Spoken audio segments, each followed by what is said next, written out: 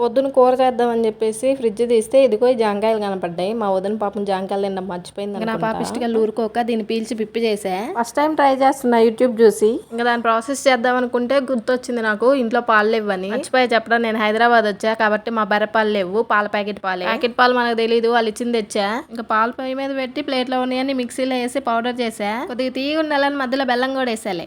మధ్యలో నాకు డౌట్ వచ్చింది, ఇంత చేస్తున్నా ఇది బాగుండిద్దా లేదా అని. దీని పేరు ఏంటంటే జాంకాయ కుల్ఫీ అంట. ఇంకా పౌడర్ తీసి పాలల్లో వేసి బాగా మరగబెట్టేసా. వంట రానోళ్ళు వంట చేసి ఉప్పు కారం ఎక్కువ వేసే బదులు ఇట్లాంటివి ట్రై చేశారు అనుకోండి, మంచిగా ఉంటుంది నాకు తెలిసి. ఇంకా మనం రెడీ చేసుకున్న పాలు, ఇది జాంకాయ గుజ్జు రెండు కలిపేసా. గిన్నెల్లో వేస్తే మళ్ళీ కడుక్కోవాలని చెప్పేసి ఆ జాంకాయ చెప్పల్లోనే పోసా. కరెక్ట్ గా 6 కప్పులకు వచ్చిందబ్బా నేను చేసింది. ఇంక ఈ చెప్పలన్నింటినీ డీప్ ఫ్రిడ్జ్ లో పెట్టి గడ్డ కట్టించాలి. సాయంత్రం అన్నయ్య వచ్చాక ఇవ్వాలి ఇవి. నేను అప్పటిదాకా ఆగలేక ఈ అవతార్ మూవీ చూసుకుంటా ఇంకా తినేసా. మూవీ చూస్తే ఎంత తిన్నానో నాకు కూడా తెలియదు, పొట్ట ముందుకు వచ్చేసింది.